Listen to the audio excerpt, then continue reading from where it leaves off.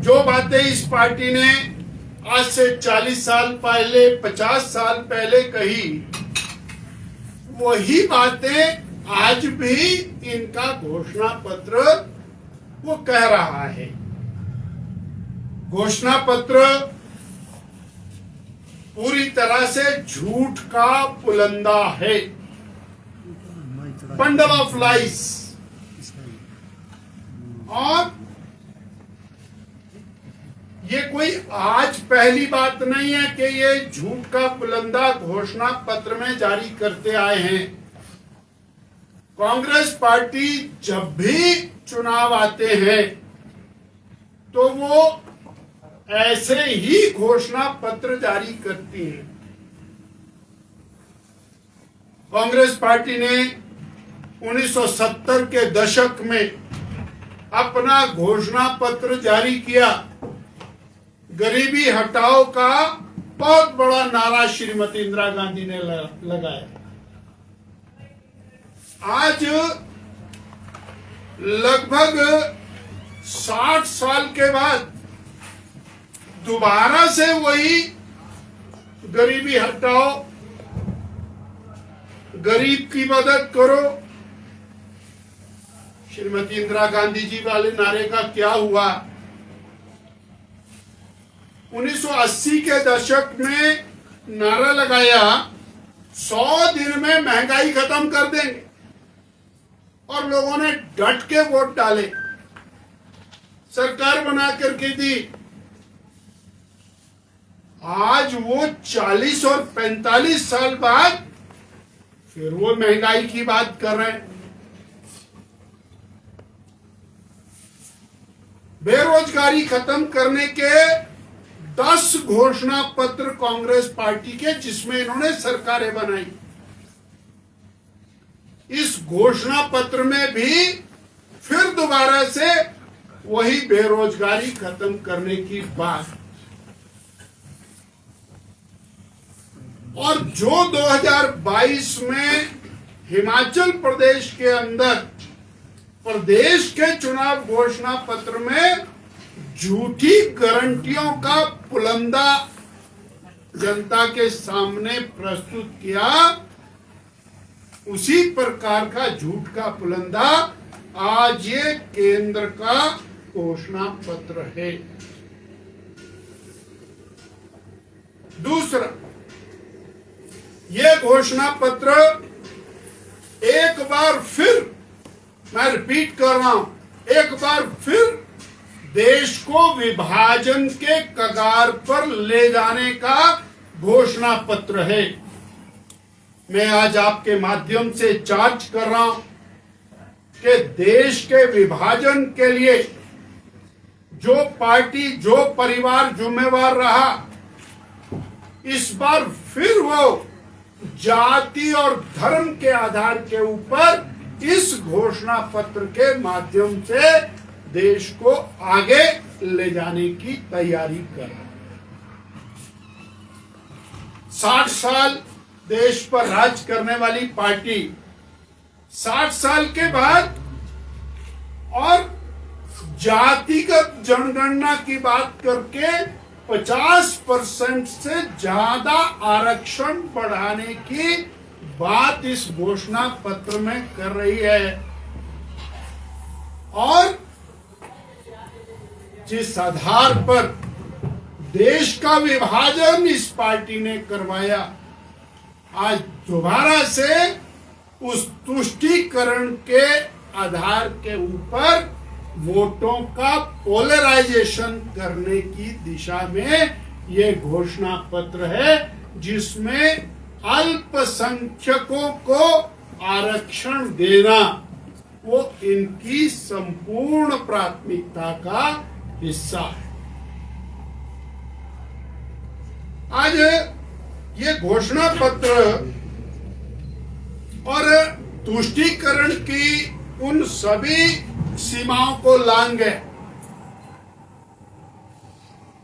घोषणा की है कि धारा 370 हटाई है, उसको हम दोबारा से लगाएंगे। अर्थात कश्मीर समस्या को पैदा करने वाला जो परिवार जो पार्टी जिन्होंने पाक ऑक्युपाइड कश्मीर को पैदा किया, सरदार वल्लभ भाई पटेल जी ने कहा था 24 घंटे मुझे और दीजिए, हम पीओके को खाली करा लेंगे। परंतु कांग्रेस की गलत नीतियों के कारण वो नासूर के रूप में कश्मीर हमारे सिर के ऊपर रहा और 60,000 से ज्यादा सैनिकों का बलिदान उस कश्मीर में पिछले 60 सालों में हो चुका है। आज पत्थरबाजी वाला वो कश्मीर जिसकी जनक कांग्रेस है, अलगाववाद आतंकवाद वाला कश्मीर जिसकी जनक कांग्रेस है, दो निशान दो संविधान वाला कश्मीर जिसकी जनक कांग्रेस है, उसको बदल करके आज टूरिज्म वाला कश्मीर, आज विकास वाला कश्मीर, आज तिरंगे वाला कश्मीर वो बना है। आज ट्रेनों की मूवमेंट, गाड़ियों की मूवमेंट, टनल्स का निर्माण, वो कश्मीर दोबारा से कांग्रेस केवल तुष्टीकरण के लिए और धारा 370 लगाने की बात कर रही है, वोटों का पोलराइजेशन करने के लिए 3 तलाक दोबारा से लागू करने की बात कर रही है। देश की करोड़ों करोड़ों बहनें जिन्होंने ट्रिपल तलाक खत्म होने से आजादी की सांस ली है, उनके ऊपर दोबारा से तलवार लटकाना सिर्फ इसलिए कि वोटों का पोलराइजेशन कैसे किया जा सके। साथियों, कश्मीर घाटी से लाखों लाखों हिंदुओं का पलायन हुआ, कत्लेआम, आज दोबारा से वो देश का जो मुकुटमणि है उसको इस घोषणा पत्र के माध्यम से एक बार फिर नर्क में तब्दील कर देने की और योजना इसके अंदर दिखाई दी। और तुष्टीकरण की परिकाष्ठा तब होती है जब फिलिस्तीन का समर्थन करने की बात ये घोषणा पत्र करता है। हमास जैसे आतंकी संगठन का जो शरणगाह है उसके समर्थन में, और अगर ये घोषणा पत्र खड़ा होता है तो वो इस बात का और समर्थन करता है जो हिमाचल प्रदेश के माननीय मुख्यमंत्री जी ने मुख्यमंत्री बनने के बाद कहा था कि 97% हिंदू आबादी वाला हिमाचल प्रदेश और वहां हिंदुत्व की विचारधारा वाली बीजेपी को हरा करके हम सत्ता में आए हैं। यानी ये एक देश भर का नैरेटिव हिमाचल से सेट हुआ और उसको ये आगे बढ़ाते हुए दिखाई दे रहे हैं। मैं आपके माध्यम से और ये कहना चाहता कि जहां नरेंद्र भाई मोदी देश के विकास की बात कर रहे हैं, गरीब के कल्याण की, युवाओं के उत्थान की, भारत को दुनिया की तीसरी महाशक्ति बनाने का लक्ष्य लेकर के चले, वहीं कांग्रेस पार्टी मोदी हटाओ का नारा लेकर चले, तुष्टीकरण का नारा लेकर के चले, धारा 370 लगाने का नारा लेकर के चले, 50% से ज्यादा आरक्षण देने का नारा लेकर के चले। देश की जनता कांग्रेस पार्टी के इस मंसूबे को फिर दोबारा कामयाब नहीं होने देगी और विभाजन विभीषिका वो देश ने देखी है, किस तरह से देश का विभाजन हुआ, किस तरह से हजारों लाखों परिवार वो तहस नहस हुए, इस विभाजन विभीषिका को दोबारा से देश देखना नहीं चाहता।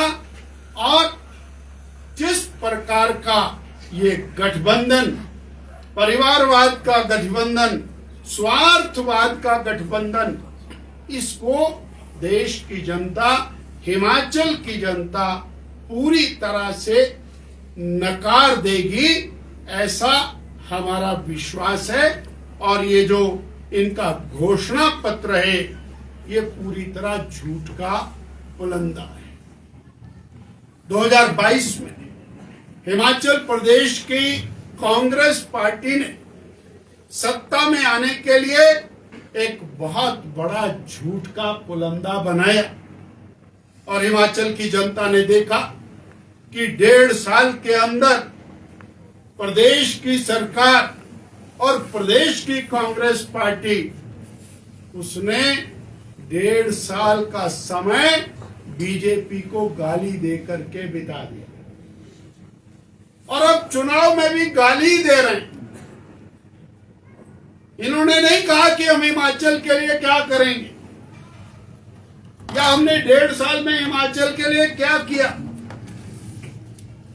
आए जनता को बताएं कि उन्होंने जनता के लिए क्या किया। 22.5 लाख बहनों को बताएं कि उनके 1500 रुपए कहां गए। 5 लाख बेरोजगारों को बताएं कि उनकी नौकरियां कहां गई। 22 लाख किसानों को बताएं कि उनका 100 रुपए लीटर दूध कहां गया। 28 लाख बिजली के उपभोक्ताओं को बताएं कि उनका 300 यूनिट बिजली फ्री कहां गया। जनता जवाब मांग रही है, और ये दोबारा से उस काठ की हांडी को चढ़ाकर झूठे फार्म भर के 2022 में भरे, और अब 2024 में वही फार्म भरने का सिलसिला और बीजेपी को गाली देकर के वोट प्राप्त करने का सिलसिला ये वर्तमान प्रदेश की सरकार चला रही है। और कांग्रेस पार्टी का ये जो घोषणा पत्र है, ये झूठ का पुलंदा है। देश की और प्रदेश की जनता कांग्रेस के झूठ को बेनकाब करके रहेगी। मुझे इतना आपके साथ साझा। सर, आपने कहा कि बेरोजगारी, महंगाई अब इशू नहीं है एक तरह से, जबकि कांग्रेस कह रही है। आपको लगता है कि खत्म हो गए ये सब इशू? कांग्रेस पार्टी ने 100 दिन में महंगाई खत्म करने के लिए आज से 50 साल पहले नारा लगाया, आज फिर लगा रहे। मैं नहीं कह रहा हूं कि इशू नहीं, मैं ये कह रहा हूं कि वो हमेशा इस प्रकार के लुभावने नारे लगा करके वोट लेने के आदी हैं, और उसी प्रकार के नारे आज फिर लगा। इसलिए जनता उनकी बात पर विश्वास नहीं। कांग्रेस प्रचार कर रही है कि भाजपा सत्ता में आती है तो वो एनपीएस को फिर से लागू करेगी और ओपीएस बंद कर देगी हिमाचल प्रदेश में भी। क्या आपकी क्या स्थिति है? अभी तो उनको क्या लगता है कि वो सत्ता छोड़ रहे हैं? अगर वो सत्ता छोड़ रहे हैं तो फिर हम अपना घोषणा पत्र बताएंगे। अभी तो सत्ता में वही, अभी तो वो बताएं कि उनकी गारंटियां कहां गई।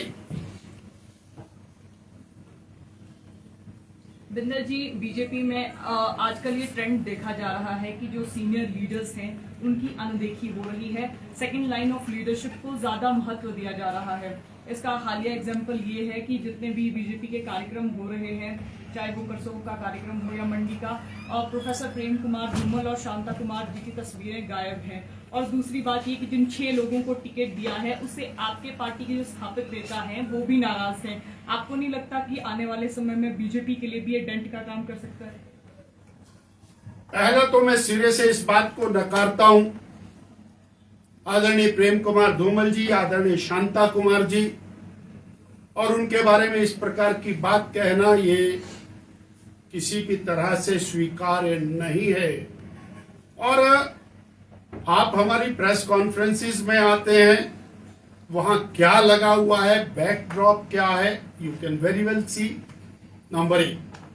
दूसरा, सीनियर मोस्ट लीडर्स, सबका आशीर्वाद, सबका सहयोग, भारतीय जनता पार्टी चट्टान की तरह से एक साथ मिलकर के चुनाव को लड़ रही है। ये सवाल तो कांग्रेस के लिए खड़ा होता है। वो 40+3 43 विधायकों को लेकर के सत्ता में आई और 16 महीने बाद 34 रह गए। तो सवाल तो उनके लिए है, बीजेपी के लिए तो नहीं है। बीजेपी तो 25 से 34 हो गई। क्योंकि अक्सर ये कहा जा रहा है, कुटलहड़ में वीरेंद्र कंवर जी भी नाराज हैं, मार्कंडेय का सवाल बार बार आ रहा है, और गगरेट में कांग्रेस पार्टी किसी बहम में है। कंवर वीरेंद्र श्री अनुराग ठाकुर जी के चुनाव प्रभारी के नाते लगातार उनके साथ प्रवास कर रहे हैं। राजेश ठाकुर गगरेट का चुनाव अभियान खुद अपने आप कंधे पर लेकर के चले।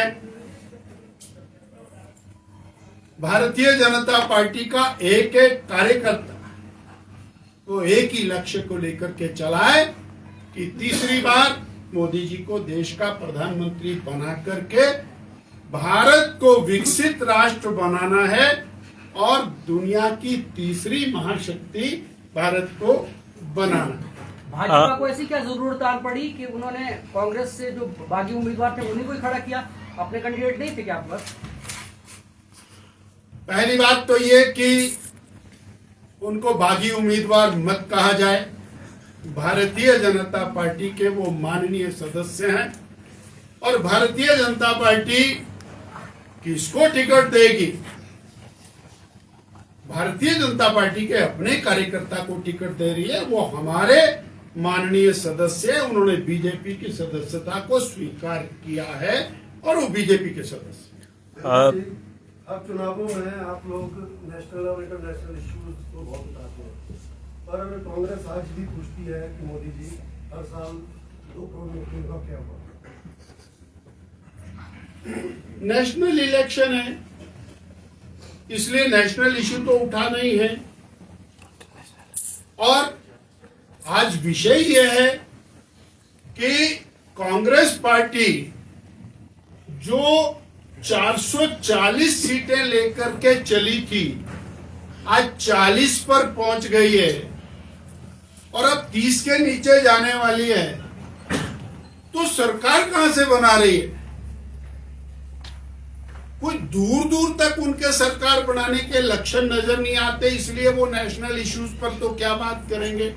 बीजेपी क्योंकि सरकार में है और फिर तीसरी बार सरकार बना रही है, तो नेशनल इश्यूज की बात तो हम ही करेंगे, तो कांग्रेस तो नहीं करेगी। सर, जम्मू कश्मीर का आपने जिक्र किया कि धारा 370 हटाने के बाद सब कुछ सही है, तो लद्दाख में आज भी लोग हड़ताल क्यों कर रहे हैं कि जो उनसे वादे प्रधानमंत्री ने जब विभाजन 2 केंद्र शासित प्रदेशों में उनका हुआ था, तो आज वो प्रदर्शन क्यों कर रहे हैं? उनसे तो वादे किए थे, वो पूरे क्यों नहीं किए केंद्र सरकार? धारा 370 हटने के बाद और धारा 370 से पहले मेरी आपसे विनती है कि आप जरा इतिहास को पढ़ें। हजारों लोगों ने लाल चौक के ऊपर तिरंगा फहराने के लिए संघर्ष किए, एक तिरंगा भी लाल चौक के ऊपर नहीं फहर पाया। मेरे दाहिने में बैठे भारद्वाज जी, ये भी गए थे फहराने के लिए तिरंगा। अनुराग ठाकुर जी कन्याकुमारी से यात्रा लेकर के और लाल चौक पर गए थे। इस बार लाखों तिरंगे घरों के ऊपर फहरे। क्या इस चीज से हमको फक्र महसूस नहीं? 30 साल तक जो डल झील जिसके शिकारे सड़ गए, आज वहां जगह नहीं है बैठने की। स्वतंत्र होकर के, सुरक्षित होकर के देश के लोग वहां जा रहे हैं। क्या इस बात से हम संतुष्ट नहीं हैं? और जिम्मेवार कौन है? They should be asked कि आपने उसको 50 साल तक नर्क क्यों बना करके रखा और आप दोबारा से नर्क बनाना चाहते हैं? सर, सरकार के एक मंत्री कंगना रनौत पर सवाल खड़े कर रहे हैं। उन्होंने बीफ को लेकर एक बार ट्वीट किया था। उन्होंने यही बात अपने सोशल मीडिया प्लेटफॉर्म पर भी लिखी और बार बार कह रहे हैं कि गौ मांस खाना ये हमारी संस्कृति में नहीं है। ऐसे में मंडी से जो भाजपा की प्रत्याशी हैं, उनको लेकर इस बयान को आप किस तरह देखते हैं? कंगना रनौत जी ने कैटेगोरिकली इस बात को डिनाई कर दिया है, इसलिए इस बात को पूछना, इस बात को अपने और हैंडल से बार बार चलाना ये उचित नहीं है। और अगर ऐसा ही रहा तो इसकी भी चुनाव आयोग से हम शिकायत करेंगे। कांग्रेस पार्टी ने जो पीओके की समस्या सर उत्पन्न की, अगर भाजपा जो तीसरी बार आती, प्रधानमंत्री बनते हैं तीसरी बार लगातार, पीओके की समस्या खत्म कर देगी, इस विश्वास के साथ जनता वोट करे। भारत के लोकसभा में हमारे माननीय होम मिनिस्टर अमित भाई शाह ने डंके की चोट पर कहा कि आजाद कश्मीर के नाम से जो हमारा कश्मीर है वो कश्मीर भारत का था, है, रहेगा। और उसमें बाकायदा 12 असेंबली कॉन्स्टिट्यूएंसीज कार्व की गई हैं और देश देखेगा कि वो एक बार फिर भारत का हिस्सा बनेगा। जो संकल्प भारतीय जनता पार्टी ने लिए, भाजपा ने संकल्प लिया था राम जन्म स्थान पर भव्य राम मंदिर बनना चाहिए, 500 साल के संघर्ष के बाद उसको पूरा किया मोदी जी ने किया। भाजपा ने कहा था 370 जहां हुए बलिदान मुखर्जी, वो कश्मीर हमारा है, वो पूरा किया। और वो अगला शब्द है वो सारे का सारा है, उसको भी हमें पूरा करना है। जो आपका प्रश्न है इसमें कोई किसी प्रकार का किंतु परंतु नहीं है। पर मैं सवाल खड़ा करता हूं कि कश्मीर की जमीन को देने का जो पाप कांग्रेस ने किया, क्या वो जनता से माफी मांगे? 40,000 वर्ग मील भूमि चीन को दे दी और नेहरू जी ने भारत की संसद में कहा वहां घास का तिनका पैदा नहीं होता, उसके लिए क्या माफी मांगे? कच्चा थ्यू के नाम से जो एक बड़ा द्वीप है, जो लाखों मछुआरों की इकोनॉमी का आधार है, देश की सामरिक दृष्टि से महत्वपूर्ण है, उसको 1976 में कांग्रेस की नेता श्रीमती इंदिरा गांधी ने श्रीलंका को दे दिया। उसके लिए क्या वो माफी मांगेंगे देश से? ये मेरा सवाल। सर, शांता जी का अभी रिसेंट में बयान आया है कि पहले जो पॉलिटिक्स थी आज़ादी से पहले, तो देश को आज़ाद करने के लिए थी, उसके बाद जो जब फ्री इंडिया हुआ तो उसी हथियाने के लिए, और अब मेरी पार्टी भी उसी राह पे चल रही है। शांता जी ने ये कहा कि श्री अनुराग ठाकुर जी बेहतरीन सांसद हैं और उनको अनअपोज जिताना चाहिए, ये भी उन्होंने कहा। उन्होंने कहा श्री जयराम ठाकुर जी बेहतरीन मुख्यमंत्री साबित हुए, ये भी उन्होंने कहा। वो एक विचारक है चिंतक है, और वो जो कुछ कहते हैं उससे हम बहुत कुछ सीखते हैं। फॉलो इम्प्लीमेंट करिए।